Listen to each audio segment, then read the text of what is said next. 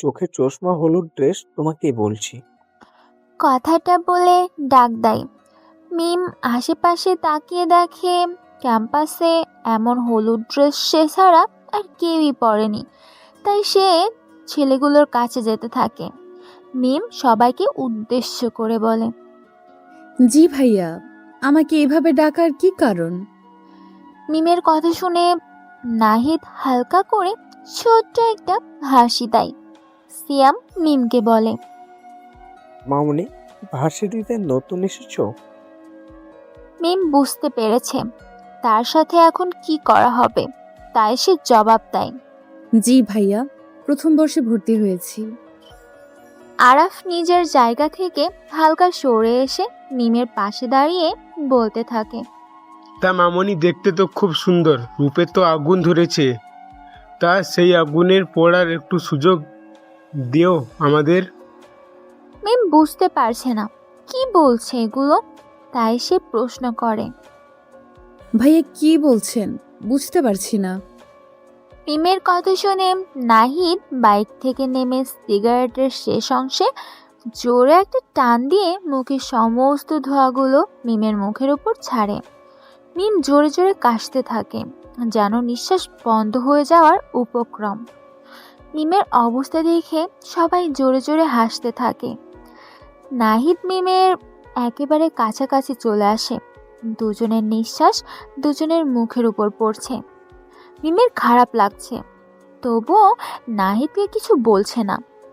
নাহিদ ডান হাত নিয়ে মিমের চুলের পিছনে চাপ দিয়ে ধরে কানের কাছে মুখটা নিয়ে বলতে থাকে। তোকে আমার পছন্দ হয়ে গেছে। নাহিদের কথাটা শেষ হওয়ার সাথে সাথে মিম সামান্য দূরে যেয়ে নাহিদের বাম গালে কষে একটা চড় মেরে চিৎকার করে বলে, তুই কি আমাকে সেই সব মেয়েদের মতো পেয়েছিস যারা দেহ বিক্রি করে খায়? আমি কি পতিতা? এতই যদি মেয়েদের দেহের লোভ থাকে তাহলে পতিতারে চলে যা। কথাটা বলে মিম থামে না, দৌড়ে ক্লাসের দিকে চলে আসে। আর নাহিদ সেখানে দাঁড়িয়ে দাঁড়িয়ে বাম গালে হাত দিয়ে রাগে ফুঁসতে থাকে। এই ছেলে, তুমি অনেকক্ষণ ধরে দেখছি বাইরের দিকে চেয়ে আছো। নতুন এসেছো আর এখনই ক্লাসে মনোযোগ নেই। বাইরে তাকিয়ে কি দেখো? কথাটা শুনে রকি বাইরের দিকে দৃষ্টিটা সরিয়ে সামনে থাকা স্যারের দিকে তাকায়। তিনিই রকিকে উদ্দেশ্য করে কথাটা বলে। রকি এতক্ষণ বাইরের নাহিদের কর্মকাণ্ড দেখছিল আর রাগে ফুঁসছিল। রকির ক্লাসের জানালা দিয়ে ভালো করেই বোঝা যায় যেখানে নাহিদরা বসে থাকে। রকি নিজের মাথাটাকে ঠান্ডা করে স্যারকে জবাব দেয়। স্যার, কিছু দেখছিলাম না, এমনি ভালো লাগতেছিল না, তাই বাইরের দিকে তাকিয়েছিলাম। স্যার চশমা ঠিক করে রকিকে বলে, নতুন জায়গায় প্রথম প্রথম এমন মনে হবে, আস্তে আস্তে ঠিক হয়ে যাবে। তা তুমি কোথা থেকে এসেছো? রকি উত্তর দেয়। আমার নিজের কোনো শহর নেই, যেই শহরে পা রাখি ওইটাই আমার শহর হয়ে যায়। রকির এমন উত্তর শুনে সবাই অবাক। বলে কি ছেলেটা, নিজের কোনো নির্দিষ্ট শহর নেই? রকি সবার দিকে চেয়ে ছোট করে একটা মুচকি হাসি দেয়। স্যার ক্লাস সম্পূর্ণ করে বাইরে চলে যায়। অনেক স্টুডেন্টের রকির সাথে বন্ধুত্ব করতে আসে, কিন্তু রকি ধনী পরিবারের কারোর সাথে বন্ধুত্ব করতে চায় না। রকির দৃষ্টি যায় সবার লাস্ট বেঞ্চে বসে থাকা একটা ছেলের দিকে, যার পরনে ময়লা ঢিলে ঢালা সাদা কালারের শার্ট, চোখে মোটা ফ্রেমের চশমা, চুলগুলো খানিকটা বড়, মুখে দাড়িতে ভরে গেছে, শরীরের রংটা হালকা কালো। কিন্তু কেউ ছেলেটার পাশে বসছে না, কারণ ক্লাসের সবাই ধনী পরিবারের সন্তান, ভালো ভালো জামা কাপড় পরা। কিন্তু ছেলেটা গরিব, শরীরে নেই ভালো জামা কাপড়, তাই তার পাশে কেউ বসছে না। রকি নিজের সিট থেকে উঠে দাঁড়ায় আর ছেলেটির পাশে গিয়ে বসে। রকিকে দেখে ছেলেটা অবাক হয়ে যায়, কেননা যেখানে কোনো স্টুডেন্ট তার আশেপাশে বসে না, তার সাথে বন্ধুত্ব করে না, কিন্তু আজ হঠাৎ করে নতুন একটা ধনী পরিবারের ছেলে নিজ ইচ্ছায় তার পাশে বসেছে। এটা যেন তার বিশ্বাস হচ্ছে না। রকি ছেলেটার হালকা উজ্জ্বল মুখটা দেখে মুচকি হেসে ছেলেটাকে বলে। নাম কি তোমার? ছেলেটা মাথা নিচু করে জবাব দেয়। আবির। আমরা কি ফ্রেন্ড হতে পারি? আমি রকি। বলেই হাতটা বাড়িয়ে দেয় আবিরের দিকে। আবির অবাক হয়ে যায়। বলে কি ছেলেটা? গরিব ছোট লোক একটা ছেলের সাথে ওর মতো স্মার্ট ছেলের ফ্রেন্ড হওয়ার হাত বাড়িয়ে দিয়েছে। বুঝতে পারছে না আবির কি করবে। তবুও ভদ্রতার জন্য আবির কাঁপতে কাঁপতে হাতটা রকির সাথে মিলায়। রকি স্মিত হাসে। রকি কখনো ধনীদের পছন্দ করে না। গরিবের প্রতি সে নিজের একটা টান অনুভব করে। তাই সে গরিবের উপর অত্যাচার সহ্য করতে পারে না। রকি আবিরকে নিয়ে ক্লাস থেকে বেরিয়ে আসে। ক্যাম্পাসের আম গাছের নিচে বসে পড়ে। আবির রকির সাথে কথা বলতে কেমন যেন লজ্জা লজ্জা লাগছে। রকি আবিরকে প্রশ্ন করে। আবির, ওইখানে কতগুলো ছেলে বাইকের উপর বসে থাকে, ওরা কারা? জানিস বা চিনিস তুই? আবিরের খুবই পরিচিত ছেলেগুলো। নাহিদ, সিয়াম, আরাফ, সাকিন, যারা ভার্সিটির প্রথম দিন থেকে আবিরকে জাগ দেয়। আবির চায় না নাহিদের কাছে যাতে রকি জাগ খায়। তাই সে সাবধান করার জন্য বলে। বাইকের উপর আরাম করে যে বসে থাকে ওর নাম নাহিদ। এই ভার্সিটির সভাপতির ছেলে খুবই খারাপ। ছোট বড় সবার জন্য একটা আতঙ্ক, কারণ সে প্রতিদিন কারো না কারোর সাথে র্যাগিং করে। আর পাশে যারা থাকে সবাই তার বন্ধু। বড়লোক ঘরের সন্তান, তাই ক্ষমতার জোরে এগুলো করে। তুই নাহিদের কাছ থেকে দূরে দূরে থাকবি। রকি হাসতে থাকে আবিরের কথা শুনে আর বলতে থাকে। আবির, তুই হয়তো জানিস না আমি কে, আমার ক্ষমতা কতটুকু। তাই ওই নাহিদকে ভয় পাওয়ার কিছু নেই। হতে পারে আমার পরিচয় পেলে আমার সাথে এমন করবে না। আমি দেখি সে আমার সাথে কি কি করতে পারে। আবির সন্দেহের দৃষ্টিতে তাকিয়ে থাকে রকির দিকে। সে বুঝতে পারছে না রকির কি এমন ক্ষমতা আছে যার কারণে সে নাহিদকে ভয় পাচ্ছে না। তাই সে প্রশ্ন করে ফেলে। রকি, তোর কি এমন ক্ষমতা যার জন্য তুই নাহিদকে ভয় পাচ্ছিস না? রকির কাছে আবিরের করা প্রশ্নটা ভালো লাগে, কিন্তু রকি এখনই তার পরিচয় কাউকে দিতে চায় না। তাই আবিরকে বলে। আবির, তুই কি মিস্টার কিংকে চিনিস? আবির মাথা নাড়ায়, যার মানে সে এমকে কে চেনে। জানিসই তো তার কি ক্ষমতা আছে। আমার একটা বড় ভাই আছে যে এমকের সাথে কাজ করে। এখন যদি নাহিদ আমার সাথে খারাপ কিছু করে, তাহলে বড় ভাইকে বললে সে এসে নাহিদকে যা করার তাই করবে। তবে আমি দেখতে চাই সে আমার সাথে কিছু করে কিনা। রকির কথা শুনে আবিরের কেমন যেন বুকের ভিতর প্রশান্তির বাতাস বয়ে যায়, যেন অনেক দিনের কিছু আশা পূরণ হতে যাচ্ছে। আচ্ছা রকি, তুই তো কত ধনী পরিবারের সন্তান, কিন্তু তুই নিজে স্মার্ট হয়ে কেন একটা বস্তির গরিব ছেলের সাথে ফ্রেন্ডশিপ করলি? তুই চাইলেও তো কত ধনী ছেলে মেয়েদের সাথে বন্ধুত্ব করতে পারতি, কিন্তু তা করিসনি কেন? রকি নিজের চোখ জোড়া বন্ধ করে সামনে ভেসে ওঠে তার মায়ের রক্তাক্ত দেহটার কথা।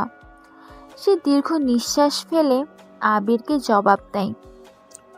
জানিস, আমিও তোর মতো কোনো এক সময় গরিব বস্তিতে থাকতাম, কিন্তু সময়ের সাথে সব বদলে আমার জীবনটা উচ্চ শিখরে পৌঁছে গেছে।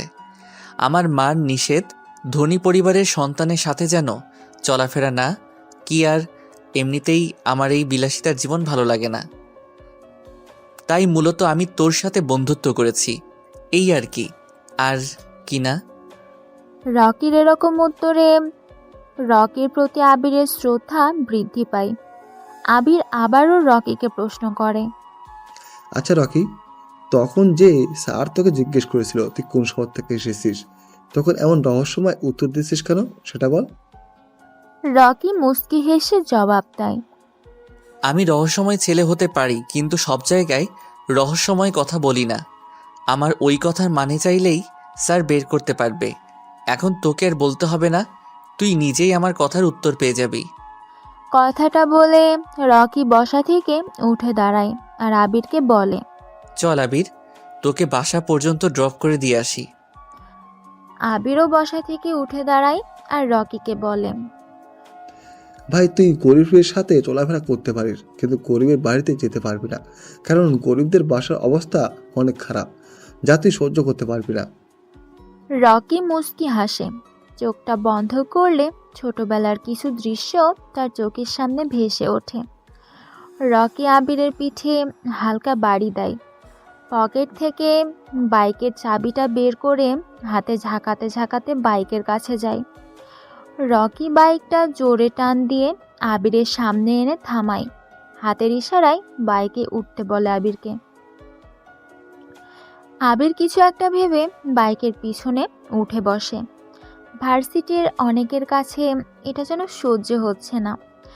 এত ধনী পরিবারের ছেলে একটা গরিব খ্যাত ছেলেকে তার বাইকের পিছনে বসিয়েছে। রকি বাইকটা ছোট একটা বসতির সামনে থামায়। আবির বাইক থেকে নেমে রকিকে বলে। ভদ্রতার জন্য বললাম বাসায় আসার জন্য, কিন্তু ব্যাচেলার মানুষ একা থাকি, আমার বাসার পরিবেশ ভালো না, তাই বাসায় আসার জন্য বললাম না, কিছু মনে করিস না। রকি মুচকি হেসে বলে। আরে তুই না বললেও আমি যেতাম, কিন্তু আমার কিছু গুরুত্বপূর্ণ কাজ আছে, যার জন্য আজ যেতে পারবো না। অন্য আরেক দিন অবশ্যই যাব, তুই না করলেও। আবিরের ঠোঁটের কোণে হাসির রেখা ফুটিয়ে রকিকে বিদায় জানায় আর ভাবতে থাকে রকির সম্পর্কে।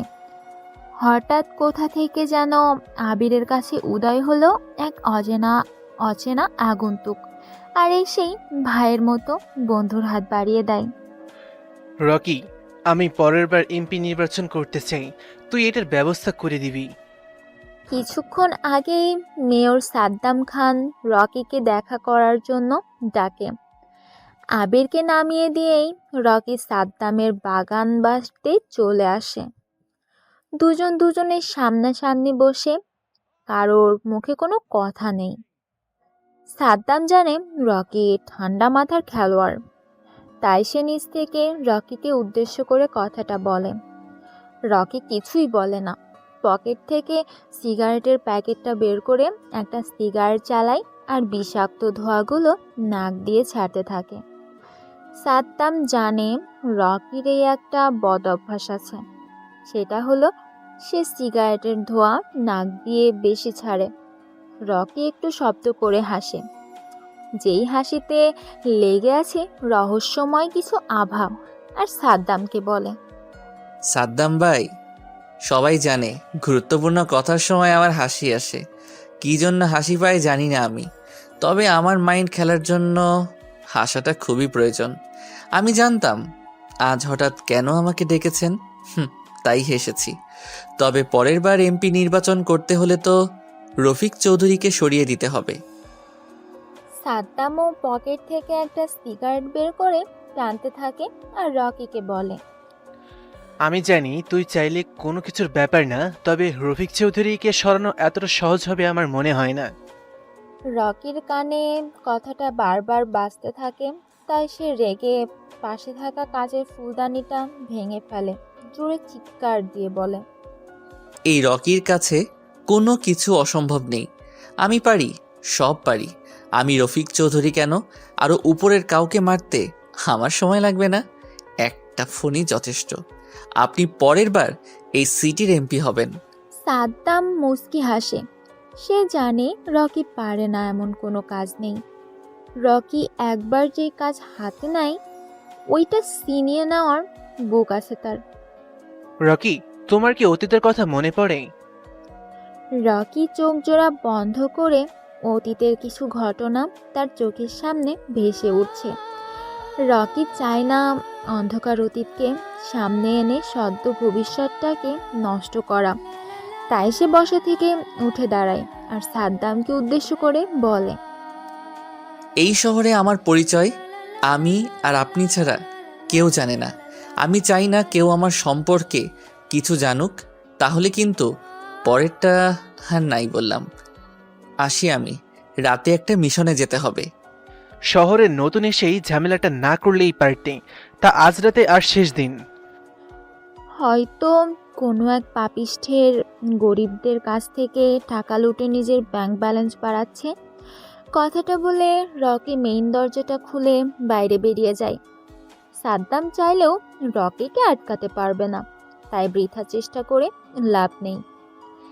ঢাকার একজন প্রভাবশালী ব্যবসায়ী আহাদ চৌধুরী আজমিরপুরের অফিসে বড় একটা মিটিং ছিল, যার জন্য আসতে একটু রাত হয়ে গেছে। গুলশানের নির্জন এলাকা দিতে গাড়িটা চালাচ্ছে আহাদ চৌধুরীর ড্রাইভার শামীম। আহাদ চৌধুরী ভিতরে বসে বসে মোবাইল চালাচ্ছে। চারিদিকে অন্ধকার, দূরে দূরে দেখা যাচ্ছে ল্যাম্পপোস্টের আলো। হঠাৎই শামীম দেখতে পায় রাস্তার মাঝে বাইকের উপর আরাম করে বসে আছে কোনো এক আগন্তুক, মুখে তার জ্বলন্ত সিগারেট। শামীম দূর থেকে গাড়ির হর্ন বাজায়, কিন্তু আগন্তুক বাইকের উপর স্থির বসে আছে। শামীম রেগে গাড়িটা থামায়। আহাদ গম্ভীর গলায় বলে, শামীম, তাড়াতাড়ি গাড়ি চালাও, বাসায় যেতে হবে, অনেক রাত হয়ে গেছে। তুমি এখানে গাড়ি থামালে কেন?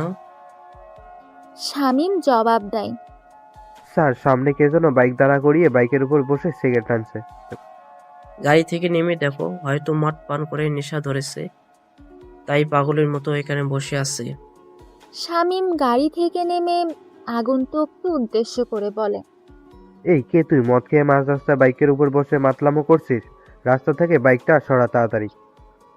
কিন্তু আগন্তুকটা বাইরের উপর স্থির হয়ে বসে বসে সিগারেট টানছে। শামীম রেগে গিয়ে আগন্তুকের কাছে যায়। আগন্তুকের পরনে কালো মাফিয়া ড্রেস, কাটা মাস্কের জন্য মুখটা বোঝা যাচ্ছে না। শামীম আগন্তুকের কলার ধরতে যাবে, তখনই কোথা থেকে যেন একটা স্নাইপারের বুলেট এসে শামীমের হাতে লাগে। শামীম জোরে চিৎকার দিয়ে দূরে ছিটকে পড়ে। আগন্তুকটা এটা দেখে জোরে জোরে হাসতে থাকে। হঠাৎ বাইরে থেকে জোরে চিৎকারের আওয়াজ পেয়ে আহাদ গাড়ি থেকে নেমে দেখে শামীম নিচে বসে চিৎকার করে কান্না করছে। সামনে বাইকের উপর আরাম করে বসে সিগারেট টানছে একটা কালো অভাই। আহাদ চিৎকার দিয়ে বলে, এ কে তুই? শামীমের হাতে গুলি করেছিস কেন? আগন্তুকটা বাইক থেকে নেমে দাঁড়িয়ে বাম হাতে থাকা অর্ধেক সিগারেটটা নিচে ফেলে পা দিয়ে পিষে দেয়। আগন্তুকটা হাসতে থাকে আর বলতে থাকে, আমি কে? আমাকে তুই চিনবি না, কিন্তু আমি তোকে খুব ভালো করে চিনি।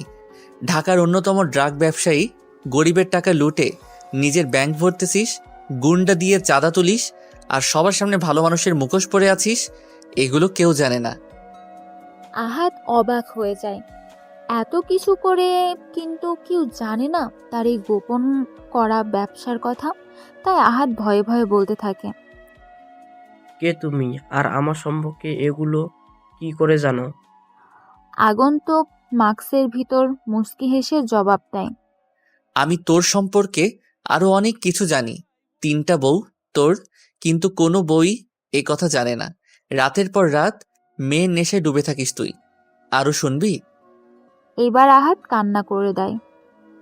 তুমি এগুলো জানো কিভাবে? প্লিজ এই বিষয়টা আমাদের মধ্যে রেখে দাও। তুমি এবার শামীমকে গুলি করলে কেন? কি চাও তুমি বলো, আমি দিয়ে দেব এখনই। তবুও আমাকে কিছু করবে না প্লিজ। আগন্তুকটা জোরে হাসতে হাসতে বলে, তুই আমাকে কি দিবি? এখন তো আমি তোকে তোর জীবনটা ভিক্ষা দিতে পারি, কিন্তু আমি তা করব না, কারণ আমার একটা সমস্যা আছে। তুই আমার অপছন্দের কিছু কাজ করেছিস, যেটা আমার সহ্য হয়নি, তাই তোকে আজ একেবারে শান্ত করতে চলে এলাম। ভাই বলেন, আমি আপনার অপছন্দের কি কাজ করেছি যার জন্য আমার সাথে এমন করছেন? তুই গরিব দুঃখীদের টাকা মেরে খাস, তাদের কাজের সঠিক পারিশ্রমিক দিস না। ভাই এখন থেকে সব সঠিকভাবে দেব, আমাকে ছেড়ে দেন প্লিজ। ভাই আপনাকে কত দিতে হবে বলেন, আমি দিয়ে দেব, তবুও আমাকে প্যারানে মারবেন না প্লিজ। মনে আছে কিছু মাস আগের কথা?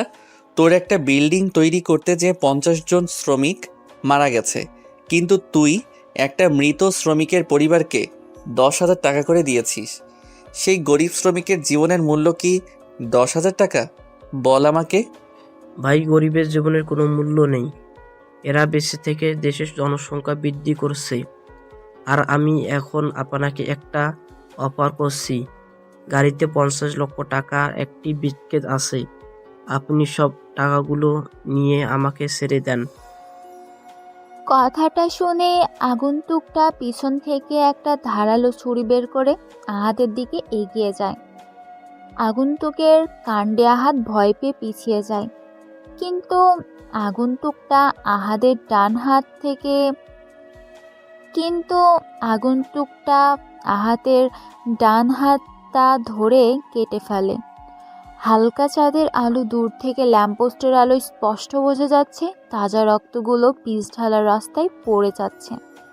কুনুই আর কবজির মাঝ বরাবর থেকে কাটা হয়েছে হাতটা। কাটা অংশটুকু রাস্তায় পড়ে আছে। আহাদ ব্যথায় জোরে জোরে চিৎকার করে কান্না করছে। আগন্তুকটা জোরে জোরে হাসতে হাসতে বলে, তোর কি মনে হয় আমি মাটি দিয়ে তৈরি না? আমি পাথর দিয়ে তৈরি। হতে পারে মাটির তৈরি কিছু মানুষ আজ কাগজের তৈরি টাকার কাছে বিক্রি হয়ে যাচ্ছে, কিন্তু আমি তেমন না। একটা গরিবের জীবনের মূল্য তোর কাছে 10,000 টাকা, কিন্তু তোর জীবনটার দাম অনেক বেশি, 50 লক্ষ টাকা। গরিব মানুষ পৃথিবীতে থাকা মানে পৃথিবীর জনসংখ্যা বৃদ্ধি পাওয়া। আরে ওদের মতো গরিব বেঁচে না থাকলে তোর মতো ধনীদের নিজের কাজে নিজে করে খেতে হতো। আমি যেই ডিসিশন একবার নিয়ে নেই সেটা ভাঙার ক্ষমতা কারো নেই। আহাতের ভয় আর ব্যথায় গলা শুকিয়ে গেছে। এখন যদি পানি পান করতে করতে পারত তাহলে একটু শান্তি পেত। আহাদ এখন নিজের মৃত্যু যেন নিজের সামনে দেখতে পাচ্ছে। সে কাঁপা কাঁপা গলায় বলতে থাকে, ভাই, আমাকে একটা সুযোগ দেন। আমি আর কখনো এমন করব না। আমাকে আমার জীবনটা ভিক্ষা দেন প্লিজ, প্লিজ। সুযোগ? এই রকি কাউকে দ্বিতীয়বার চান্স দেয় না। তোর সময় চলে এসেছে। বলেই ধারালো ছুরিটা দিয়ে লম্বা করে বকের পাশে একটা আঁচার দেয়। আহাতের মুখ দিয়ে রক্ত বের হয়ে যায়, রাস্তায় পড়ে থাকে। আগন্তুক ছুরিটা দিয়ে আবারও আহাদের পেটের মাঝ বরাবর ঢুকিয়ে দেয়। আহাত নিচে পড়ে যায়, চোখ জোড়া ঘোলা অবস্থায় পৃথিবীর মায়া ছেড়ে চলে যায়। আগন্তুকটা আহাদের মৃতদেহের পাশে একটা কঙ্কালের ট্যাটু এঁকে বাইকটা নিয়ে গভীর অন্ধকার রজনীতে মিলিয়ে যায়। ব্রেকিং নিউজ, কাল রাতে কে বা কারা যেন গুলশানের 14 নম্বর ওয়ার্ডের ঢাকার টপ বিজনেসম্যান আহাদ চৌধুরীকে মারাত্মকভাবে খুন করে পালিয়ে যায়। আহাদ চৌধুরীর লাশের পাশে ওনার গাড়ির ড্রাইভার শামীমকেও আহত অবস্থায় পাওয়া যায়। শামীমকে ঘটনাস্থল থেকে হসপিটালে ভর্তি করা হয়। শামীমের জ্ঞান ফিরলে জিজ্ঞাসাবাদ করা হবে। আহাদ চৌধুরীর লাশটা ময়নাতদন্তের জন্য পাঠানো হয়েছে। এখনো কোনো ক্লু পাওয়া যায়নি খুন সম্পর্কে। আজ এই পর্যন্ত। এতক্ষণ আমাদের সাথে থাকার জন্য ধন্যবাদ। শহরের সব জায়গায় খবরটা ছড়িয়ে পড়েছে। আবির ভার্সিটিতে আসার সময় একটা দোকানে দাঁড়িয়ে চা খাচ্ছিল আর টিভিতে সংবাদটা দেখছিল। সংবাদ দেখে তার শরীরের লোম দাঁড়িয়ে যায়। আবার আহাদের লাশের পাশে কঙ্কালের ট্যাটু, পাশে বড় করে এমকে লেখা। তার মানে খুনটা মিস্টার কিং করেছে। ভাবতেই আবিরের ঘাম বেরিয়ে যাচ্ছে। সে এত কিছু না ভেবে ভার্সিটির দিকে রওনা দেয়। রকি আজও তার R15টা নিয়ে ভার্সিটিতে প্রবেশ করে। বাইকটা পার্ক করে ক্লাসরুমের দিকে আসবে, তখনই কোথা থেকে একটা মেয়ে এসে রকিকে জড়িয়ে ধরে। রকি অবাক হয়ে যায়। হঠাৎ করে অচেনা অচেনা একটা মেয়ে এমন কাজ করবে ভাবতেই পারছে না। এই কে আপনি? আর আমাকে এইভাবে জড়িয়ে ধরার মানে কি? আমি নীলা, তোমার সাথেই পড়ি। কাল তোমাকে দেখে তোমার উপর ক্রাশ খেয়েছি। জীবনে প্রথম কোনো ছেলেকে দেখে আমার এত পছন্দ হয়েছে। আমি তোমাকে ভালোবাসি। হোয়াট? কি বলছেন আপনি? আপনার মাথা ঠিক আছে? কালকের দেখায় আজই ভালোবেসে ফেলেছেন আমাকে? এগুলোকে ভালোবাসা বলা হয় না, আবেগ। সব কিছুদিন পর সব ঠিক হয়ে যাবে। রকি, সত্যি আমি তোমাকে ভালোবেসে ফেলেছি। এটা আবেগ না, এটা আমার ভেতর থেকে আসা অনুভূতি। বিশ্বাস করো আমাকে, প্লিজ অ্যাকসেপ্ট করে নাও আমাকে। দেখেন নীলা, আপনাকে আমি আজ প্রথম দেখেছি, আর আজই ভালোবাসি বলে দিব এটা সম্ভব না। ভালোবাসার প্রধান অস্ত্র হলো মন। দুইটা মন মিল থাকলে ভালোবাসা হয়, কিন্তু আমি এখনো আপনার প্রতি কিছু ফিল করতে পারছি না, তাই এটাকে বোকামি ছাড়া আর কিছুই বলবো না আমি।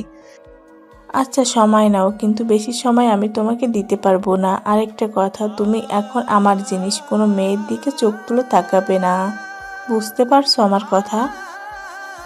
রকি বিরক্ত বোধ করছে নীলার সাথে কথা বলতে। মেয়েটা বেশি কথা বলে, যা রকির একটুও ভালো লাগে না। তাই মাথাটা নাড়িয়ে ক্লাসের দিকে চলে আসে। ক্লাসে এসেই চোখ যায় পিছনের সিটে আবিরের সাথে কিছু ছেলে মজা করছে, আর আবির মাথাটা নিচু করে সব সহ্য করছে। রকির যেন এটা সহ্য হয় না, তাই রেগে সেখানে যে বলতে থাকে, এখানে কি হচ্ছে? সবাই আবিরের সাথে এমন করছো কেন? পিছন থেকে রকির গলার আওয়াজ পেয়ে সবাই পিছনে ফিরে তাকায়। দেখে রকি রাগী মুডে দাঁড়িয়ে আছে। ছেলেগুলোর মধ্যে থেকে ইয়াসিন নামের ছেলেটা হাসতে হাসতে বলে, সবাই দেখ, আবিরের বড়লোক বন্ধু চলে এসেছে। শালা যে কি করেছে কে জানে, যার জন্য রকির মতো ধনী একটা ছেলে খ্যাতটার সাথে বন্ধুত্ব করেছে। এই ছেলে, মুখ সামলে কথা বলো। আবির প্রথমে এসে আমার সাথে বন্ধুত্ব করেনি, বরং আমি আগে যে বন্ধুত্বের হাত বাড়িয়ে দিয়েছি। তোমাদের যা বলার আমাকে বলো। আবিরকে এগুলো বলছো কেন? রকির কথা শুনে সবাই অবাক। রকি ছেলেটা বলে কি এত ধনী হয়েও গরিব ছেলের সাথে নিজ ইচ্ছায় বন্ধুত্ব করছে? ছেলেগুলো সেখানে আর দাঁড়ায় না, চলে আসে নিজ নিজ সিটে। রকি যে আবিরের পাশে বসে। আবির মাথাটা উঁচু করে রকিকে বলে, রকি, আমার জন্য তোকে অনেক কথা শুনতে হবে। এর চেয়ে ভালো হবে তুই আমার সাথে আর বন্ধুত্ব রাখ না। আবিরের কথা শুনে রকি মুচকি হেসে বলে, বন্ধুত্ব যখন করেছি সেটা ধরে রাখার শক্তি আমার আছে। কথায় আছে না যে পিছু লোকে কিছু বলে, ঠিক তেমনি অনেকে অনেক কিছু বলবে, কিন্তু তোকে থামা যাবে না। তাহলে তুই উচ্চ শিক্ষরে পৌঁছাতে পারবি। আচ্ছা আবির, তুই আমাদের ক্লাসের নীলা নামের মেয়েটাকে চিনিস? ভালো করে চিনি। কেন, তুই হঠাৎ নীলের কথা জিজ্ঞেস করছিস কেন? কিছু হয়েছে? না, তেমন কিছু হয়নি। ক্লাসে আসার আগে আমাকে প্রপোজ করেছে, কিন্তু আমি সময় নিয়েছি। বলতে পারিস বিরক্ত লাগে মেয়েটাকে। এখন নীলার সম্পর্কে তুই যা জানিস আমাকে বল। ন্যায়দের ছোট বোন নীলা খুবই রাগী একটা মেয়ে। আমাকে একদমই সহ্য করতে পারে না। গরিবদের দু চোখে দেখতেই পারে না। বড় লোকের মেয়ে ভাবে একটু বেশি দেখায়। ভালো না মেয়েটা, আমার কাছে মনে হয়। এবার তুই ভেবে দেখ, সম্পর্ক করবি নাকি করবি না। আমার কাছেও মেয়েটা ভালো মনে হয়নি। আবার সামনে আসলে না করে দিব, আর আমি ভালো মেয়ে না পেলে এইসবে জড়াবো না। আবির কিছু বলতে যাবে, এর আগেই ক্লাসে স্যার চলে আসে। সবাই স্যারকে সম্মান জানায়। স্যার ক্লাস করাতে করাতে একসময় স্যার রকিকে প্রশ্ন করে, এই নতুন ছেলে রকি, তুমি দাঁড়াও। রকি বসা থেকে উঠে দাঁড়ায় আর বলে, জি স্যার। স্যার এমন একটা প্রশ্ন করে যা শুনে রকি মুচকি হেসে জবাব দিতে শুরু করে, আচ্ছা রকি, তুমি তো নতুন, তাহলে তোমাকে সহজ একটা প্রশ্ন জিজ্ঞেস করি। অনেকেই বলে ধনীরা নাকি গরিবের হক মেরে খায়। এই সম্পর্কে তোমার কি মতামত? তুমি নিজে থেকে ব্যাখ্যা করো। রকি স্যারের প্রশ্ন শুনে মুচকি হাসে, কারণ প্রশ্নের উত্তরটা তার জানা আছে।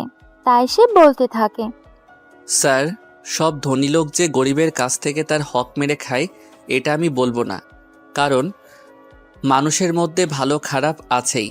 হয়তো কিছু লোক মনে করে গরিবের হক মেরে নিজে আরও ধনী হয়ে যাবে। আবার কিছু লোক নিজের সম্পদ কমানোর জন্য গরিব দুঃখীদের দান করে দেয়।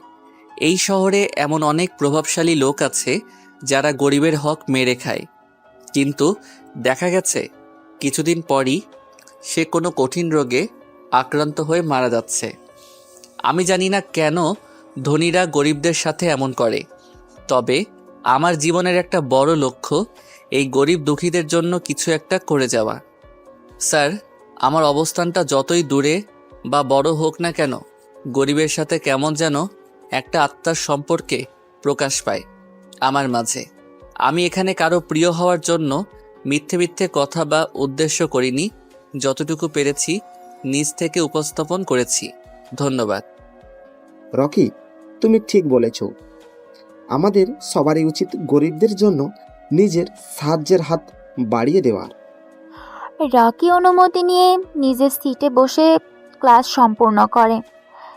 ক্লাস শেষ করে বাইরে বেরিয়ে যায় আবির আর রকি। আজ প্রচণ্ড গরম পড়েছে। গ্রীষ্মের দুপুর, সূর্য মাথার উপরে সোজা কিরণ দিচ্ছে। রকি আর আবির আম গাছটা নিচে যে বসে আছে, কারো মুখে কোনো কথা নেই। পিনপিন নীরবতা বিরাজ করছে দুজনের মধ্যে। নীরবতা ভেঙে প্রথমে রকি বলা শুরু করে। কিরে আবির, চুপ করে আছিস কেন? মন খারাপ নাকি?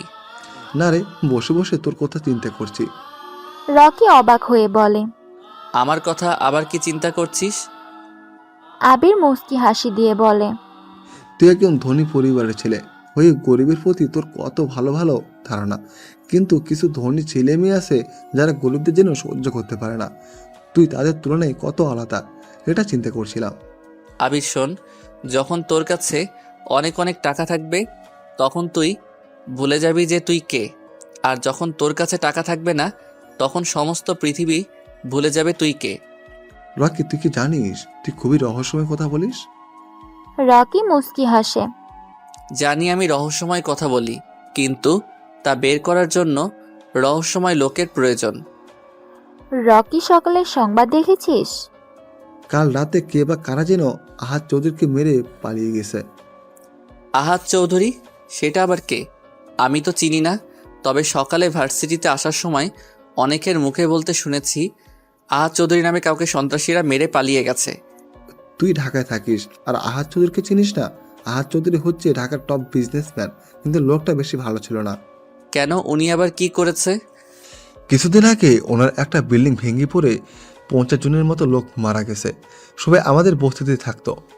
মৃত শ্রমিকদের পরিবারকে ক্ষতিপূরণ হিসেবে 10,000 টাকা করে দিয়েছে।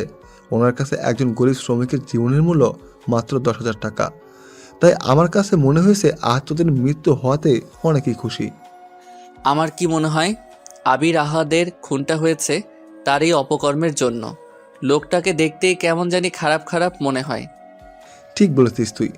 রকি দেখ, সামনে তাকে নাহিদ ভাই আমাদের হাতের ইশারায় ডাকছে। চল আমরা এখান থেকে চলে যাই, নয়তো উনি কোনো না কোনো ঝামেলা করে আমাদের সাথে। সিনিয়র বড় ভাই ডাকছে, এখন তো যেতেই হবে। যতই ঝামেলা করুক, চলো আমার সাথে। কিরে আবির, কতক্ষণ ধরে তোকে ডাকছি, আসতে এত লেট হলো কেন? আবির মাথাটা নিচু করে জবাব দেয়। ভাই হাতে ইশারায় ডাকছিলেন তো, তাই বুঝতে পারছিলাম না কাকে ডাকছিলেন। দুঃখিত ভাই। বুঝতে পারছি। তা এই নতুন ছেলেটা কে? ভার্সিটিতে নতুন এসেছে মনে হচ্ছে। জি ভাই, নতুন ভর্তি হয়েছে আমাদের সাথেই। এই তোর নাম কি? রকিকে উদ্দেশ্য করে বললাম। ভাই ওর নাম রকি। আমি তোকে জিজ্ঞেস করছি। আবির মাথাটা নিচু করে বলে। জি না ভাই। এই রকি, তুই আমাকে চিনিস না? আমি কে? না ভাইয়া, আমি আপনাকে চিনি না। আর আমি তো কালকে মাত্র ভর্তি হয়েছি, কারো সাথে তেমন পরিচয় হয়নি। তা এবার আপনার পরিচয়টা দিয়ে দেন। আমি নিজের পরিচয় নিজেতে পছন্দ করি না। কিছুদিন ভার্সিটিতে ঘোরাঘুরি কর, এমনিতে আমার পরিচয় ভাইয়া, যদি কোনো গুরুত্বপূর্ণ কিছুর জন্য ডেকে থাকেন তাহলে বলেন, নয়তো আমরা চলে যাই। রকির কথা শুনে নাহিদ পকেট থেকে একটা সিগারেট বের করে জ্বালায় আর মুখের বিষাক্ত ধোঁয়াগুলো রকির মুখের উপর ছেড়ে দিয়ে বলতে থাকে। বড় ভাই যখন ডাক দিয়েছে তাহলে সেটা গুরুত্বপূর্ণ কথাই হতে পারে। তোকে আমি কাল থেকেই দেখছি তুই ভার্সিটিতে এসে খুব ভাব নিয়ে ঘোরাঘুরি করছিস। কালই বলতাম, কিন্তু প্রথম দিন তাই কিছু বলিনি। আজ আবার তুই একটা ভুল করলি। কেন ভার্সিটি এত ভাব ধরে আসতে হবে তোর? কাল থেকে যেন আমি এমন আর না দেখি। আজ তোকে সাবধান করে দিলাম, মনে থাকার জন্য কথাটা। তোরা এখন যেতে পারিস। রকি বুকের উপর ঝুলিয়ে রাখা চশমাটা ফু দিয়ে চোখে লাগিয়ে ভাব নিয়ে বলতে থাকে। ক্যাম্পাসটা কারো বাবার না, যার যেমন ইচ্ছে সে সেইভাবে চলবে। আর আমি কাল থেকে আরও বেশি করে ভাব নিয়ে ভার্সিটিতে আসব। দেখি আপনি আমার কি করতে পারেন। কথাটা বলেই আবিরের হাত ধরে টানতে টানতে চলে আসে সেখান থেকে। দেখছিস না ছেলেটা কেমন খারাপ, তোর সাথে কেমন ব্যবহার করে। এগুলো একটা কিন্তু মানা যায় না, কিছু একটা ব্যবস্থা করতে হবে। আমি দেখছি ব্যাপারটা, তোদের চিন্তা করতে হবে না। ও সব ভাবনা আমি বের করে দিব। আবির আর রকি এসে আবার আম গাছের নিচে বসে পড়ে। আবিরের চোখে ভয় বিরাজ করছে, কারণ নাহিদদের সাথে কেউ খারাপ ব্যবহার করলে তার ফল ভালো হয় না। এখন যদি রকির এমন কিছু করে, এটা ভেবেই আবিরের বুক কেঁপে উঠছে। রকি, তুই নাহিদের সাথে এমন না করলেও পারতি। এর পরিণাম কিন্তু ভয়ঙ্কর হতে পারে, মনে রাখিস আমার কথাটা। রকি মুচকি হেসে বলে, আবির, তোকে আগেই বলেছি নাহিদ আমার কাছে কোনো ব্যাপার না, হাতের ময়লা। আর তুই এটা বল যে সামনে দিয়ে আসছে মেয়েটাকে। আবির সামনের দিকে চেয়ে দেখে নীল রঙের জামা পরে একটা মেয়ে এদিকেই আসছে, কিন্তু আবির মেয়েটাকে চিনতে পারছে না। আজই ভার্সিটিতে প্রথম দেখছে, তাই রকিকে বলে, রকি, মেয়েটা মনে হয় ক্যাম্পাসে নতুন, আগে তো কখনো দেখিনি। মেয়েটার চেহারায় একটা মায়া কাজ করে, কেমন যেন ইনোসেন্ট ইনোসেন্ট ভাব রয়েছে তার মধ্যে। কি ব্যাপার রকি, মেয়েটাকে দেখে প্রেমে পড়ে গেলে নাকি? আরে দূর, আমি কি বলছি মেয়েটাকে ভালোবাসি? প্রথম দেখাতে কি ভালোবাসা হয়ে যায়? তবে মেয়েটা দেখতে খারাপ না, আমার পছন্দ হয়েছে। এর সম্পর্কে আমার জানতেই হবে। আরে সমস্যা নেই, একই ভার্সিটিতে যখন পড়ে মেয়েটার সম্পর্কে সব জানা যাবে। আবির আর ক্লাস করব না, চল কোথাও থেকে ঘুরে আসি। আরে ক্লাস ফাঁকি দিয়ে এখন ঘুরতে যাওয়া যাবে না। আবির চল আমার সাথে, ক্যাম্পাসে আর ভালো লাগছে না। বলে রকি তার বাইকটা নিয়ে আবিরের সামনে দাঁড়িয়ে বলে, ওঠ, কাছে একটা জায়গায় যাব। রকি, ক্লাস ফাঁকি দিয়ে যাওয়াটা ঠিক হবে না। আবির উঠ বলতেছি, আমার কিন্তু রাগ হচ্ছে। রকির জোড়াজুড়িতে আবির বাইকের পিছনে উঠে বসে। রকি বাইকটা চালিয়ে শহর থেকে একটু দূরে একটা লেকের পাড়ে দাঁড় করায়। বাইক থেকে নেমে আবির অবাক হয়ে যায় এমন একটা মনোরম পরিবেশ দেখে। সামনে একটা বড় ঝিল, আশেপাশে গাছপালা, হিমেল হাওয়া বয়ে যাচ্ছে চারিপাশে। এখানে এসে মনটা ভালো হয়ে গেছে, তাই রকিকে উদ্দেশ্য করে বলে, রকি, জায়গাটা খুবই সুন্দর, কিন্তু তুই এমন জায়গায় খুঁজে পেলি কিভাবে? আগেও আসছিস মনে হয়। রকি মুচকি হেসে জবাব দেয়, আরে না, আমি আগে কখনো এখানে আসিনি। এই জায়গার নাম অনেক শুনেছি, তাই আসলাম তোকে নিয়ে। আবির আর রকি কিছুক্ষণ পর সেখান থেকে চলে আসে। আবিরকে নামিয়ে দিয়ে চলে আসবে তখনই রকির মোবাইলে একটা কল আসে। রকি বাইকটা থামিয়ে পিছনের পকেট থেকে মোবাইলটা বের করে হাতে নিয়ে দেখে স্ক্রিনের ওপর সোহেল নামটা ভেসে উঠেছে। রকি ফোনটা রিসিভ করে বলতে থাকে, সোহেল, ওই দিকের কি অবস্থা? বস, শালাকে ধরে এনেছি, এখন কি করব? আমার আস্তানায় নিয়ে বেঁধে রাখ, আমি আমার সময় চলে আসব। আজকে ঢাকার সবচেয়ে ধনী এবং ক্ষমতাশীল রাজনৈতিক নেতা আরিয়ান আহমেদকে ধরে আনার জন্য রকি কিছু ছেলে পাঠিয়েছে। আরিয়ান আহমেদকে ধরে আনার পর সোহেল নামের একটা ছেলে রকিকে ফোন দিয়ে জানায়। রকি মুচকি হেসে বাইকটা স্টার্ট দেয়। সময় রাত 11:45। রকি বিএমডাব্লিউটা নিয়ে তার পুরনো আস্তানার সামনে দাঁড়িয়ে আছে।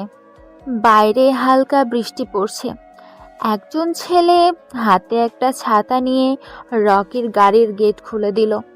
রকি প্রথমে তার পাজোড়া বের করে পরে মাথাটা বের করে। পরনে তার কালো ড্রেস, কালো হাত মোজা, উপরের অংশ কাটা, লম্বা হুডওয়ালা টুপি, কাটা মাস্ক দিয়ে মুখটা ঢাকা। হাতে থাকা অর্ধেক জ্বলন্ত সিগারেট কয়বার জোরে টান দিয়ে বৃষ্টিতে ভেজা রাস্তায় ফেলে রুমের দিকে যেতে থাকে। ছেলেটা ছাতাটা বন্ধ করে রুমের শাটারটা খুলে রকি ভিতরে প্রবেশ করে। 40 ওয়াটের একটা বাল্ব ছোট আটকার রুমটা হলদে আলোয় আলোকিত হয়ে আছে। সামনে চেয়ারে সাথে বাঁধা আরিয়ান আহমেদ, তার চোখে মুখের অবস্থা বেশি ভালো না। চুলগুলো কপাল ছাড়িয়ে ছিটিয়ে আছে। ডান গালে মনে হয় কেউ জোরে চড় দিয়েছে, যার কারণে ঠোঁটের কোণায় রক্ত জমাট বেঁধে কালো হয়ে গেছে। আরিয়ানকে শক্তিশালী ড্রাগস পুশ করার জন্য তার এখনো জ্ঞান ফেরেনি। তাই রকি হাতের ইশারায় পিছনে দাঁড়িয়ে থাকা আরিফ নামের ছেলেটাকে আরিয়ানের মুখে পানি মারার জন্য ইশারা দেয়। আরিফ আরিয়ানের মুখের উপর পানি দেয়, যার ফলে সে কিছুক্ষণ পর চোখ মেলে তাকায় আর নিজেকে চেয়ারের সাথে বাঁধা অবস্থায় আবিষ্কার করে। আরিয়ান এটা দেখে উত্তেজিত কণ্ঠে বলে, ভাই কে আপনারা? আর আমাকে এখানে ধরে এনে বেঁধে রাখার মানে কি? আমার সম্পর্কে কোনো ধারণা আছে আপনাদের?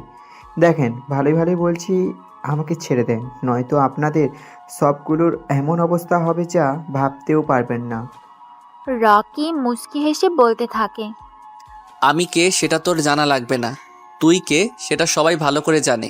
কিন্তু কি বলতো, আমার জগতে সবাই আমাকে ভয় পায় আর আমার কথা শোনে এবং মানে। তোর ক্ষমতা সম্পর্কে সবার ধারণা আছে, কিন্তু এখানে তোর কোনো ক্ষমতাই কাজে লাগবে না। এটা আমার রাস্তা না, এখানে আর কথা শুনবে সবাই, তোকে ভয় পাওয়ার কিছু নেই। আমাকে এখানে ধরে আনার কারণ কি? আমার ভুল বা দোষ কি? এত অস্থির হচ্ছিস কেন? আমি বলবো তুই শুনবি, তোর কি দোষ বা ভুল।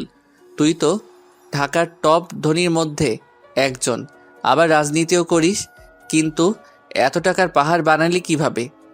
আমার একটা ছোট্ট বিজনেস আছে, যেটা থেকে আর পার্টি থেকে পার্টনারশিপ পাই, সেগুলো দিয়েই তৈরি করেছি।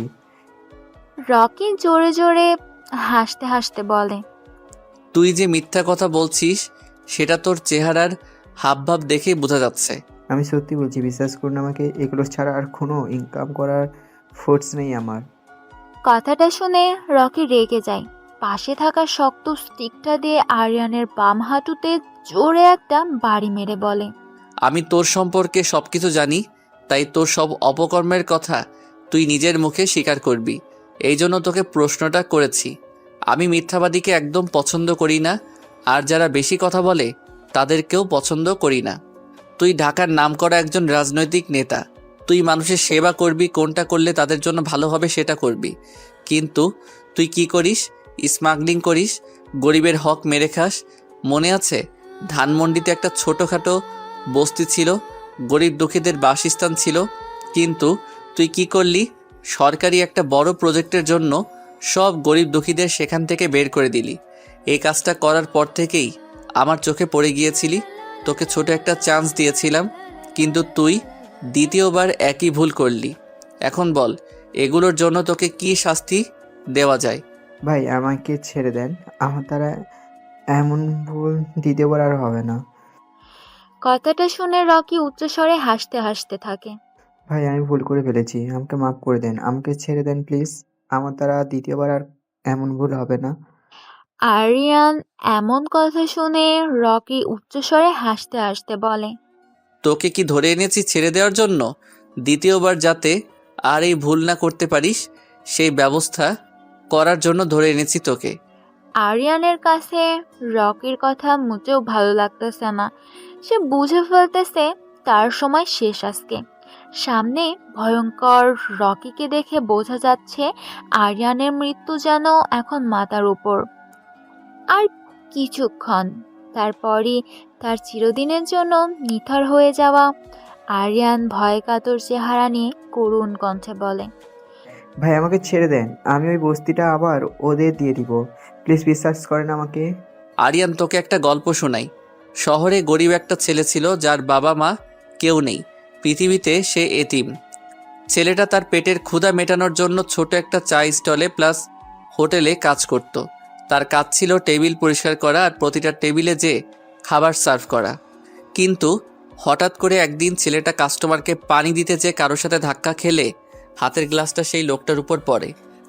গ্লাসের পুরো পানিটা লোকটার শার্টের উপরে পড়ার কারণে সে ছেলেটাকে কষে 3টা চড় দেয় আর খারাপ ভাষা বলে গালি দিতে থাকে। মৃত মা বাবাকে গালি দেওয়ায় ছেলেটা তা সহ্য করতে না পেরে নিচে পড়ে থাকা ভাঙা অর্ধেক গ্লাসটা দিয়ে লোকটার গলায় চালিয়ে দেয়। দোকানের মালিক ভয় পেয়ে যায় এটা দেখে, তাই সে পুলিশকে ফোন দিয়ে ছোট ছেলেটাকে ধরিয়ে দেয়। কথাগুলো বলে থামে রকি। সামনে থাকা টেবিলের উপর সিগারেটের প্যাকেটটা হাতে নিয়ে তার থেকে একটা সিগারেট বের করে নিজের ঠোঁটে চাপে। জ্বলন্ত সিগারেট যেন রকির ঠোঁট জোর পুড়ে যাচ্ছে, তবুও সে থেমে নেই, এক মনে সিগারেট টানছে। রকি এবার একটু রহস্যময় হয়ে বলে, আরিয়ান, আমার গল্পটা শুনে কি তোর কিছু মনে পড়ছে? আরিয়ান রকির কথা শুনে অনেকটা অবাক হয়ে যায়, কারণ রকি এতক্ষণ আরিয়ানের ছেলেবেলার গল্প বলছিল।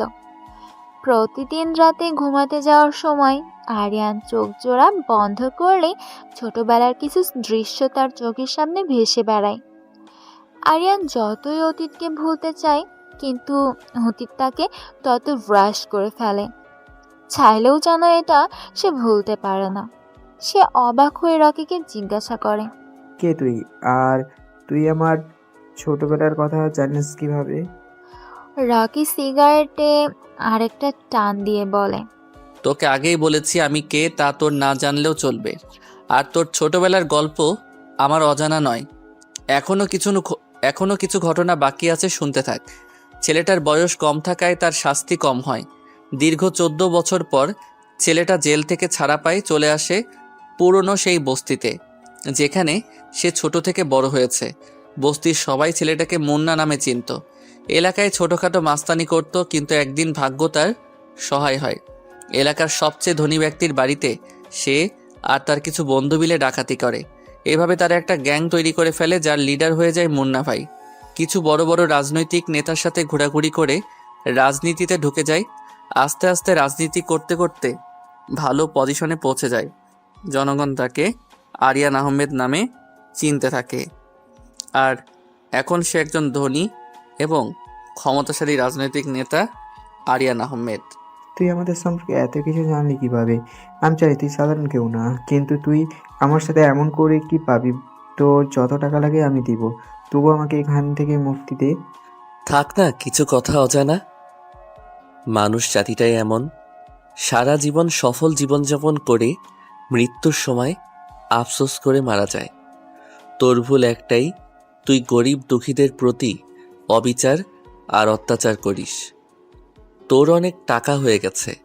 অর্থ মানুষকে পিশাচ করে তোলে, আবার অর্থই মানুষকে মহৎ করে তোলে।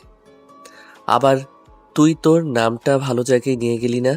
এখন তোর জীবন বাঁচাতে তোর টাকা, ক্ষমতা কোনোটাই কাজে আসবে না।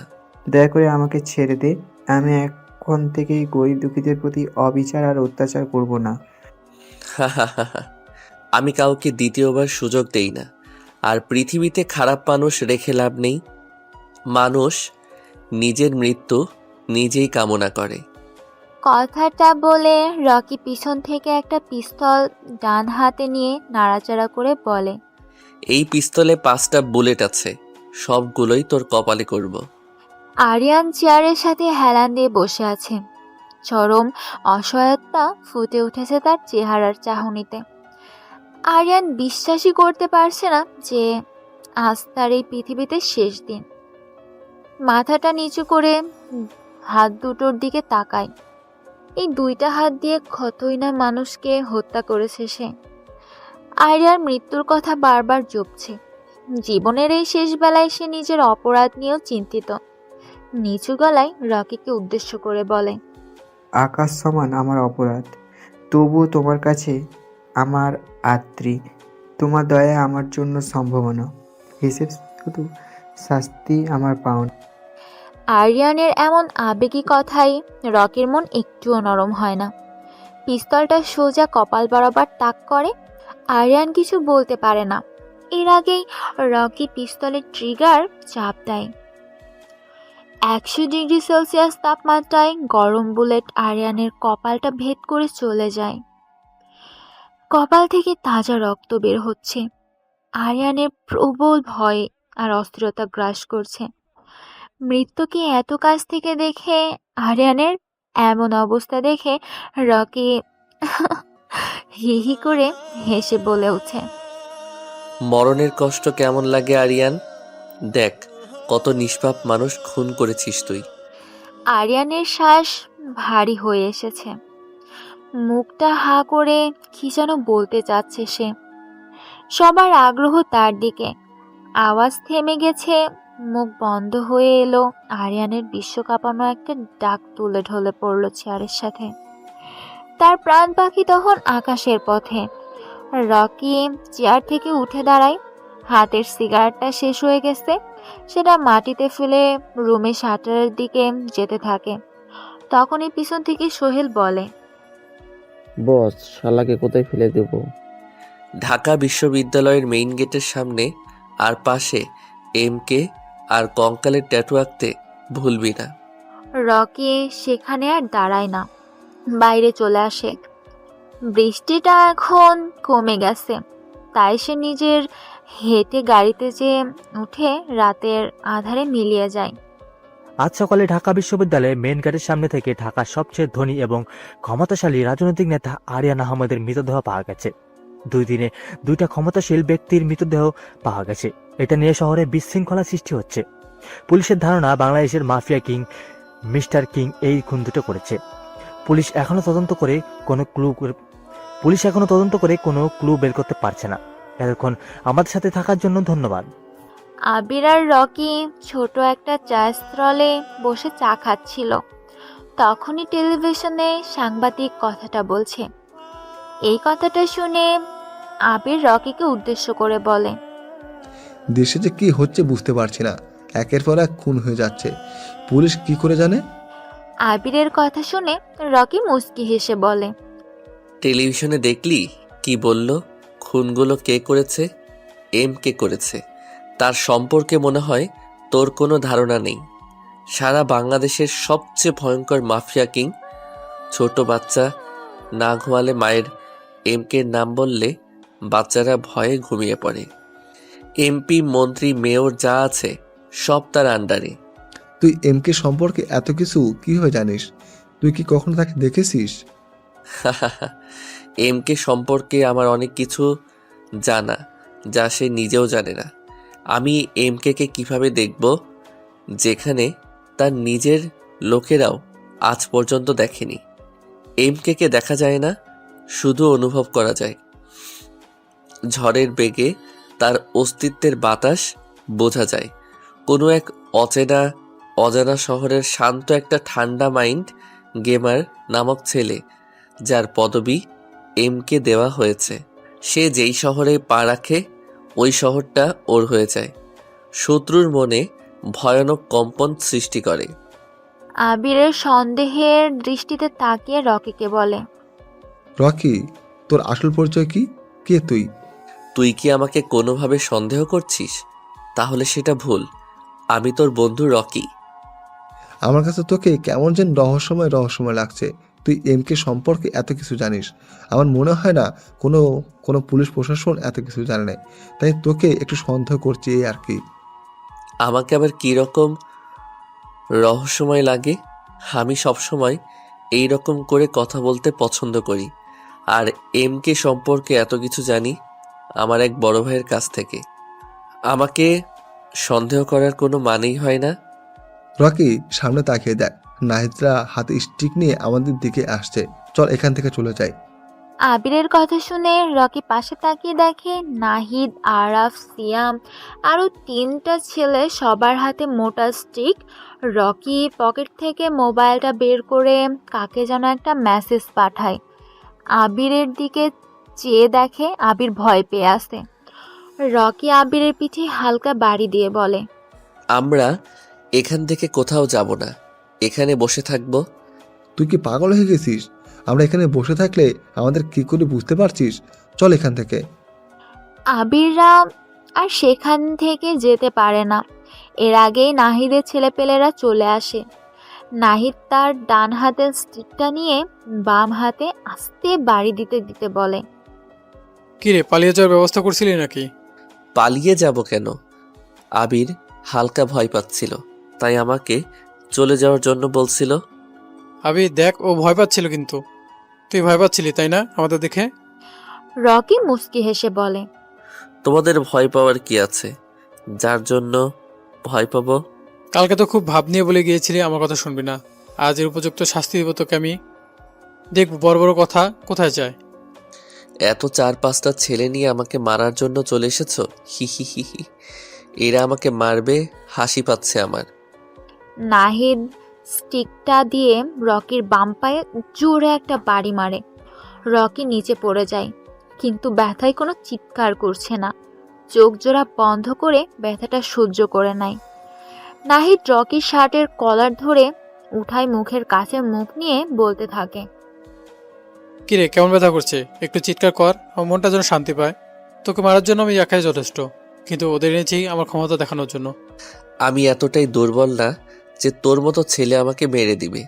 আর কিছুক্ষণ অপেক্ষা কর, আমার ক্ষমতা দেখিয়ে দিব। তোর ক্ষমতা? এই ক্যাম্পাসে শুধু আমার রাজত্ব চলবে, তোর কোনো ক্ষমতা এখানে কাজে লাগবে না। কথাটা বলে নাহিদ আবারও রকির ডান পায়ে বাড়ি মারে। রকি কিছু বলে না, এই ব্যথাটা যেন ওর কাছে কোনো কিছুই না। নাহিদের কাছে রকির এমন নীরব ভঙ্গি ভালো লাগছে না, তাই সে উচ্চস্বরে বলতে থাকে, এই কুত্তার বাচ্চা, তুই চিৎকার করছিস না কেন? তোর শরীর কি দিয়ে তৈরি? এত জোরে জোরে মারছি, তার তোর কোনো প্রতিক্রিয়া নেই। রকি কিছু বলে না, মুচকি হাসে।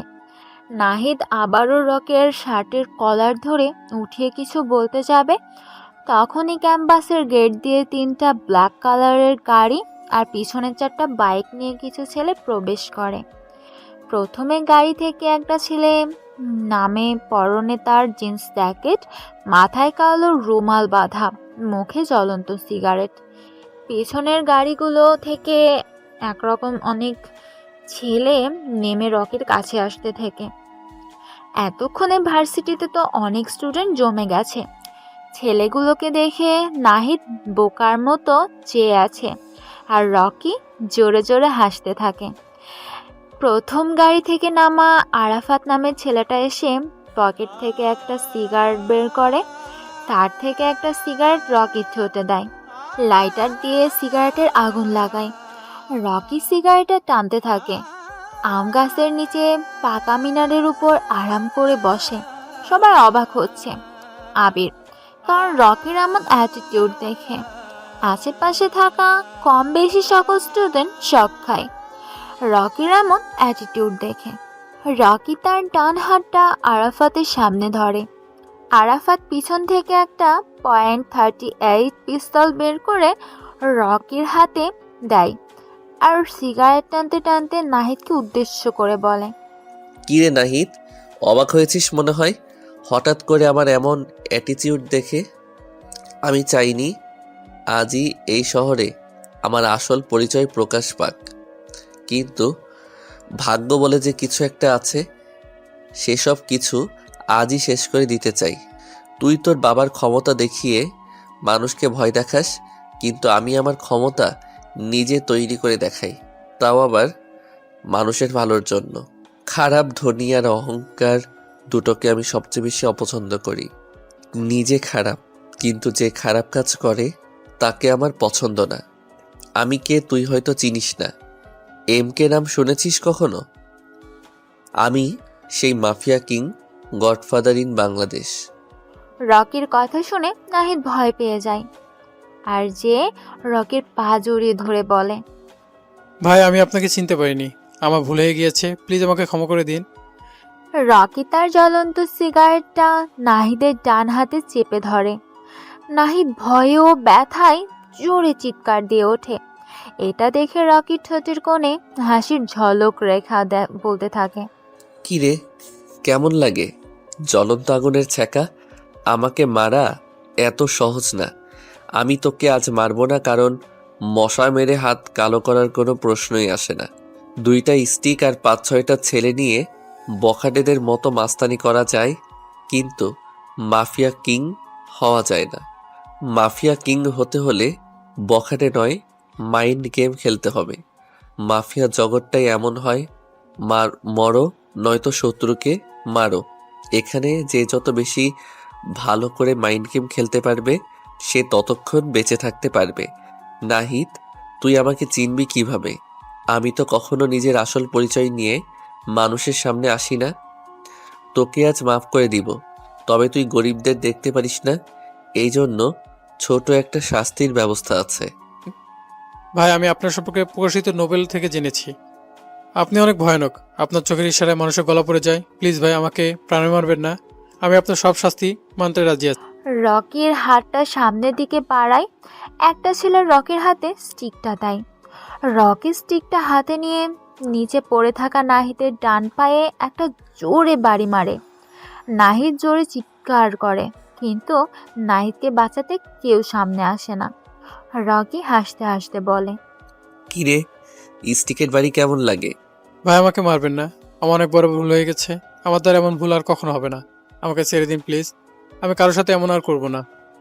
রকি নাহিদকে আর কিছু না বলে আবিরের কাছে যেয়ে বলে, আবির, তুই এমন ভয় পেয়ে আছিস কেন? আবির ভয়কাতর চেহারা নিয়ে করুণ কণ্ঠে বলে, ভাই, আমি আপনাকে চিনতে পারিনি। আপনার সাথে না বুঝে কত কিছু বলে ফেলেছি, আমাকে মাফ করুন প্লিজ। আবির, তুই আমার বন্ধু। ভার্সিটিতে এসে প্রথম তোর সাথেই বন্ধুত্ব করেছি। তোর মধ্যে ভালো গুণ রয়েছে যা ভার্সিটির কারো মধ্যে নেই। আমার আসল পরিচয়টা আরও আগেই তোকে বলতাম, কিন্তু কোনো এক অজানা কারণে সেটা আর বলা হয়নি। আজ আমাকে যেতে হবে, তোর সাথে আবার দেখা হবে। রকি কথাটা বলে ব্ল্যাক কালারের গাড়িতে যেয়ে বসে। ক্যাম্পাসের কম বেশি সবারই রকির প্রতি ভয় সৃষ্টি হয়েছে। রকি গাড়িটা স্টার্ট দেয়। মোবাইলে একটা কল আসে। মোবাইলের স্ক্রিনে স্পষ্ট বোঝা যাচ্ছে সাদ্দাম। রকি মুচকি হেসে মোবাইলটা কানে লাগায়। ফোনের ওই পাশ থেকে সাদ্দাম গম্ভীর গলায় বলতে থাকে, রকি, আজকে তুমি আমার সাথে দেখা করবে, সেটাও আবার রাতে। রকি একটু ভাবে যে সাদ্দাম তো কখনো ফোন দিয়ে দেখা করার জন্য ডাকে না, তাহলে আজ কি হলো? রকি সাদ্দামকে জিজ্ঞাসা করে, সাদ্দাম ভাই, আপনি তো কখনো ফোন দিয়ে দেখা করার জন্য আমাকে ডাকেন না, তাহলে আজ হঠাৎ এমন করে নিয়ম ভাঙার কারণ কি? ফোনের ওই পাশ থেকে সাদ্দাম হাসতে হাসতে বলে, রকি, আজ তোমার জীবনে গুরুত্বপূর্ণ একটা দিন। আজ আমাদের দেখা করাটা বেশি জরুরি, তাই ফোন দিয়ে ডাকলাম তোমাকে। রকি হালকা অবাক হয়, কারণ সাদ্দাম আজ রহস্যময় কথা বলছে যা রকির নিজেও ব্যাখ্যা করতে পারছে না। তাই সে জিজ্ঞেস করে, সাদ্দাম ভাই, আজ আপনি এমন রহস্যময় কথা বলছেন কেন? জীবনের গুরুত্বপূর্ণ দিন মানে বুঝতে পারছি না। সব সময় দেখে আসছি তুমি রহস্যময় কথা বলো, যার ব্যাখ্যা আমি নিজেও করতে পারি না। আজ না হয় আমি রহস্যময় কথা বললাম, তুমি তার ব্যাখ্যা বের করে চলে আসো। কোথায় দেখা করতে হবে? সেই আগের জায়গায়, যেখানে থাকবে না কোনো তৃতীয় ব্যক্তির আগমন। কথা হবে তোমার আর আমার। চলে আসো, তোমার জন্য সারপ্রাইজ আছে যা তুমি কখনো কল্পনাও করতে পারবে না। রকি কিছু বলতে যাবে, এর আগেই সাদ্দাম ওই পাশ থেকে ফোনটা কেটে দেয়। রকি বুঝতে পারছে না আজ তার সাথে কি হতে চলেছে। তাই সে গাড়ির স্টিয়ারিংয়ের দিকে মন দেয়। সময়টা রাত 11:30। রকি তার ব্ল্যাক কালারের R1 5.V3টা নিয়ে সাদ্দামের দেওয়া জায়গায় যাচ্ছে। শহর থেকে খানিকটা দূরে জায়গাটা।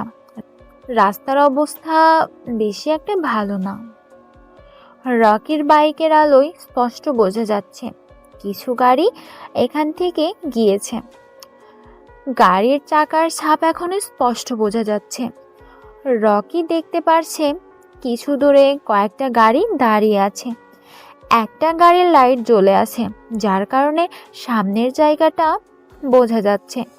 রকির বাইকটা এসে থামে। সে গাড়িগুলোর কাছে আশেপাশে সারি সারি গাছ, পাশে বড় একটা রাস্তা, তার পাশে ছোটখাটো একটা পুকুর। চাঁদের আলো এসে পুকুরে পড়ছে আর পুকুরের আলো প্রতিফলন হয়ে জায়গাটা আলোকিত হয়ে উঠছে। রকি পরিবেশের অবস্থাটা দেখে সামনের চেয়ারে বসে থাকা সাদ্দামের দিকে যায়। সাদ্দাম একটা চেয়ারে বসে আছে, সামনে একটা ছোট্ট টেবিল আর ওই পাশে আরেকটা চেয়ার। রকি যে খালি চেয়ারের পায়ের উপর পা তুলে আরাম করে বসে। কারো মুখে কোনো কথা নেই, দুজনের মধ্যে নীরবতা বিরাজ করছে। নীরবতা ভেঙে প্রথমে রকি বলে, সাদ্দাম ভাই, এখানে ডাকার কি কারণ? সাদ্দাম রকির দিকে ভালো করে চেয়ে দেখে শরীরে বড় একটা কালো কোট, মাথায় বড় হুজুওয়ালা টুপি, মুখে কিছু নেই, শুধু বোঝা যাচ্ছে সাদা মুখে কালো চাপদাড়ি। সাদ্দাম টেবিলের উপর রাখা সিগারেটের প্যাকেট থেকে একটা সিগারেট বের করে তার ঠোঁটে চাপে, লাইটার দিয়ে সিগারেটে আগুন লাগায়, জোরে একটা টান দেয়। সিগারেটের প্যাকেট আর লাইটারটা রকির দিকে ঢিল মারে।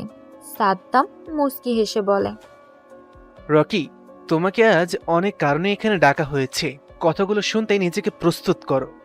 রকি তার সামনে থেকে সিগারেটের প্যাকেট থেকে একটা সিগারেট বের করে জ্বালায়, জোরে একটা টান দিয়ে বিষাক্ত ধোঁয়াগুলো উপরে ছেড়ে দিয়ে বলতে থাকে, রকি কথা শুনতে নিজের সবসময় প্রস্তুত রাখে, নয়তো এখনো পর্যন্ত এখানে আসতে পারতো না।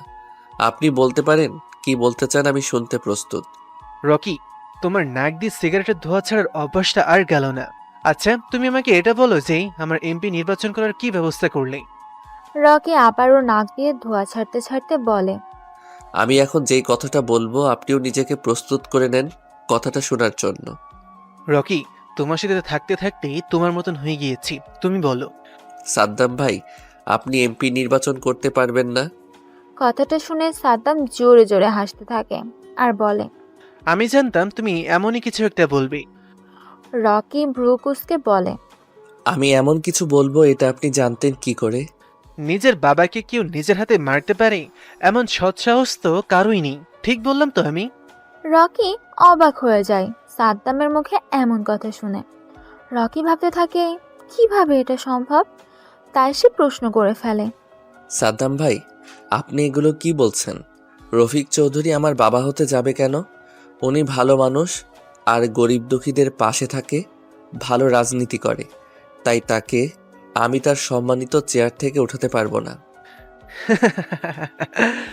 রকি, তোমার কি ছোটবেলার কথা মনে পড়ে? কোথায় ছিলে? ছোট্ট একটা বসত বাড়িতে থাকতে তুমি, তোমার অসুস্থ মাকে নিয়ে। আর আজ আমি তোমাকে কোথায় নিয়ে এসেছি। চাইলে কিন্তু আমি মাফিয়া কিং হতে পারতাম, আমি তা করিনি। ছোট সেই টোকাই ছেলেটাকে রাস্তা থেকে তুলে এনে বানিয়ে দিলাম মাফিয়া কিং। আর সে আমার হয়ে কাজ করবে না, আমার কথা শুনছে না, তাহলে এতে আমার কি লাভ? দেখেন সাদ্দাম ভাই, আপনার উপকারের কথা আমার মনে আছে, কিন্তু একজন ভালো মানুষকে আমি মারতে পারবো না। এখন যদি এটা করে আমি আপনার কথা অমান্য করি, তাহলে এতে আমার কিছু করার নেই।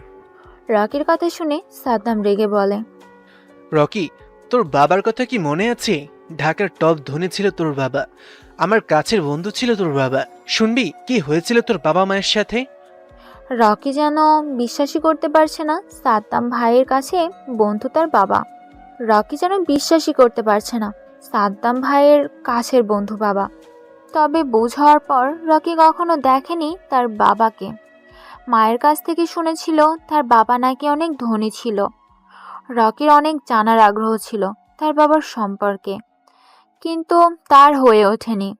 তার আগেই অল্প বয়সে রকির মা ক্যান্সারে আক্রান্ত হয়ে মারা যায়। শুরু হয়ে যায় রকি টোকাই জীবন। বসতির কিছু ছেলে সাথে মিলে বোতল টোকাই করত। রকি যখন 10 বছর বয়স তখন থেকেই সাদ্দামের সাথে পরিচয়।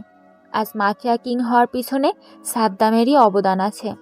রকি একটু আগে আবেগময় হয়ে সাদ্দামকে উদ্দেশ্য করে বলে, সাদ্দাম ভাই, আমার অনেক জানার আগ্রহ ছিল কে আমার বাবা, কি আমার পরিচয়, কিন্তু এখনো তা জানা হলো না। আপনি এখন আমাকে সব বলবেন। সাদ্দাম মুচকি হেসে বলে, তোর বাবা ছিল এই শহরের টপ ধনীর মধ্যে একজন। আমাদের মধ্যে বন্ধুত্বপূর্ণ সম্পর্ক ছিল। ভার্সিটিতে থাকতেই আমি একটা মেয়েকে ভালোবাসতাম, কিন্তু সেই মেয়েকে আমি নিজের করে পাইনি, কারণ শুধুমাত্র একমাত্র তোর বাবা। আমি সেই মেয়েকে ভালোবাসতাম, তোর বাবা সেই মেয়েকে ভালোবাসত। মেয়েটা ছিল গরিব, তাই মেয়েটাকে কেউ মেনে নেয়নি। বাধ্য হয়ে তারা দুজন পালিয়ে গিয়ে বিয়ে করে। কিছু বছর পর তুই পৃথিবীতে আসিস। তোর বাবা মার সম্পর্কটা ভালোবাসায় পরিপূর্ণ ছিল, যা আমার সহ্য হয় না। তাই একটা গেম খেলে তাদের সংসার ভেঙে দিই। তোর বাবা তোকে তোর মাকে বাড়ি থেকে বের করে দেয়। আমি গিয়েছিলাম তোর মায়ের কাছে, কিন্তু সে আমাকে ফিরিয়ে দেয়। তোর সম্পর্কে আমি সব জানতাম। চেয়েছিলাম তোকে একদিন মাফিয়া কিং বানাবো, আমার হয়ে কাজ করবি তুই। তোকে দিয়েই তোর বাবাকে মারতে চেয়েছিলাম আমি, কিন্তু তুই তাকে মারবি না, তাই আজকে তোকে এখানে ডাকা। রকি এতক্ষণ মন দিয়ে সাদ্দামের কথাগুলো শুনছিল। রকির হাতের সিগারেটটা পুড়ে প্রায় শেষ, তবুও রাগে সে জ্বলন্ত সিগারেটটা হাতে চেপে ধরে আছে। সামনে থেকে সিগারেট পকেট থেকে আর একটা সিগারেট বের করে টানতে থাকে। এভাবে বেশ গম্ভীর গলায় রকিকে বলে, আমার বাবার নাম কি, কি তার পরিচয়? বাবার সম্পর্কে জানার আগ্রহ অনেক। তোর বাবা হচ্ছে এই শহরের এমপি রফিক চৌধুরী, যাকে মারার জন্য তোকে বলেছিলাম। সাদ্দামের কথা শুনে রকি বসা থেকে উঠে দাঁড়ায়। পিছন থেকে একটা পিস্তল বের করে সাদ্দামের দিকে তাক করে। সাদ্দাম রকিকে কিছু বলে না। সাদ্দাম টেবিলের উপর হালকা ভর দিয়ে সিগারেটের প্যাকেট আর লাইটারটা নিয়ে পকেট থেকে একটা সিগারেট বের করে ঠোঁটে লাগায়। মুচকি হাসে, কিন্তু কিছু বলে না। রকি অবাক হয়ে সাদ্দামের এমন নীরবতা দেখে। রকি শত্রুকে সামনে রেখে সময় নষ্ট করতে চায় না, তাই সে ট্রিগারে চাপ দিবে। এমন সময় কেউ পিছন থেকে শক্ত কিছু দিয়ে রকির মাথার পিছনে আঘাত করে। রকির হাত থেকে পিস্তলটা পড়ে যায়। ডান হাতটা মাথার পিছনে চলে যায়। মাথায় ফেটে রক্ত বের হচ্ছে। রকি নিচে পড়ে যায়। সাদ্দাম হাসতে হাসতে রকির মাথার কাছে নিচু হয়ে দেখে রকির শ্বাস এখনো চলছে। সাদ্দাম বসা থেকে উঠে দাঁড়িয়ে সিগারেট টানতে টানতে বলে, কতগুলো খুন করে মানুষকে ভয় দেখিয়ে আসল মাফিয়া কিং হওয়া যায় না। আসল মাফিয়া কিং হতে হলেই মাস্টারমাইন্ড থাকা লাগে। বুকের ভেতরে সাহসের প্রয়োজন হয়, যা এই রকির ভেতরে নেই। তোকে পাহারা দেওয়ার জন্য পালা কুত্তার প্রয়োজন হয়, কিন্তু আমি একাই 100। রকি কথাটা বলেই নিচে পড়ে থাকা পিস্তলটা হাতে পরপর 5টা গুলি করে। আশেপাশে দাঁড়ানো বডিগার্ডগুলো কারো বুকে কারো কপালে লেগে যায়।